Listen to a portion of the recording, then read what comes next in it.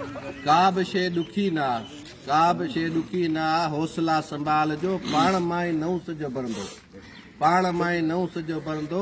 Much खे जा मचाए अहिड़ी ॾात ॾे हलो, मच खे जा मचाए अहिड़ी ॾात ॾे हलो। ज़ुल्म जे ख़िलाफ़ हयात ॾे हलो। उस्ताद इताद ज़िंदाबाद, गस्ता ज़िंदाबाद।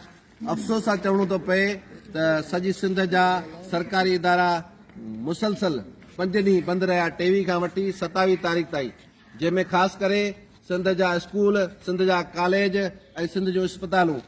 पर सिंध गवर्नमेंट अघोर निंड सुतल आहे। हिन महिल ताईं मुलाज़िमनि जा मसइला हल करण लाइ तयारु न आहे।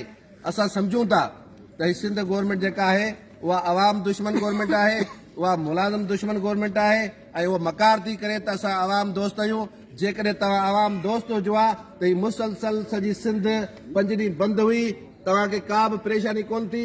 तव्हांजे बंगलनि जा, तव्हांजे घरनि जा जे AC 1 कलाक बंदि था थियनि त सॼी हुकूमती मिशनरी थरथले में थी अची वञे। पर हीअ सॼी सिंध जाम हुई ऐं तव्हां अघोर निंड सुतल हुआ। असां हिन में छा सम्झूं? असां हिन में सम्झूं था त तव्हां सिंध दुश्मन आहियो, तव्हां अवाम दुश्मन आहियो, तव्हां मुलाज़िम दुश्मन आहियो। तव्हांजो मुलाज़िम अवाम ऐं सिंध जे वसीलनि, सिंध जे मसइलनि सां को बि सरोकार कोन्हे। उन करे असां तव्हांखे चङी तरह चऊं था त पंहिंजो क़िबलो सुधारियो, जे न त इहा शइ तव्हांखे महांगी पइजी वेंदी।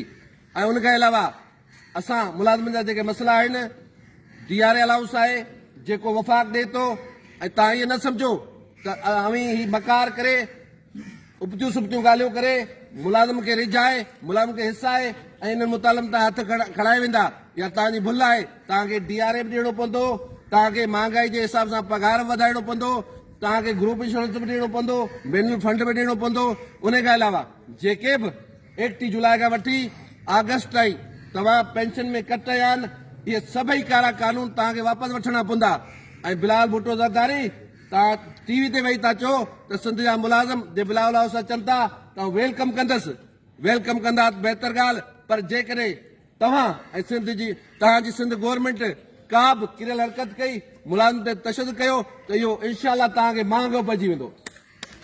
ऐं तव्हां यादि रखो त कुझु अरसे खां पोइ तव्हांखे वरी बि हिननि मुलाज़िम, हिननि अवाम ऐं सिंध वासियुनि ॾांहुं अचिणो आहे।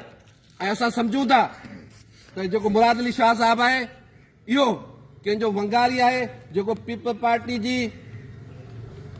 पार्टी जेका साख आहे उनखे ख़राब करण जे लाइ हीअ सभु हरकतूं करे रहियो आहे। असां हिन प्लेटफॉर्म तां पाकिस्तान पीपल पार्टी जे कारकुननि ऐं ज़िम्मेवारनि समेत बिलाल भुट्टो ज़रदारी खे चऊं था त बाबा इन शइ खे सम्झण जी कोशिशि करियो त ही मुराद अली शाह जेके मुलाज़िम मुसलसल एहतिजाज में आहिनि, उन्हनि ते 31 जुलाई खां पोइ जेके पेंशन जा वार पियो करे, इन मां छा सम्झूं? ही तव्हांजी पाकिस्तान पीपल पार्टी जी साख ख़राब करण जे ख़िलाफ़ जेका हिकिड़ी प्लान आहे, उन जो ई वंगारी आहे। उन करे तव्हां पंहिंजो क़िबलो सुधारियो ऐं हिन खे फिलफोर असां चऊं था वॾे वज़ारत तां मटणु घुरिजे। अहिड़े क़िस्म जो बेकार माण्हू जेके सिंध जे मसइलनि, मुलाज़िम जे मसइलनि ऐं अवाम जे मसइलनि सां को बि सरोकार न हुजे त उन खे वॾे वज़ारत ते रहण जो को बि हक़ कोन्हे। उस्ताद इताद ज़िंदाबाद, मुलाज़िम इताद ज़िंदाबाद।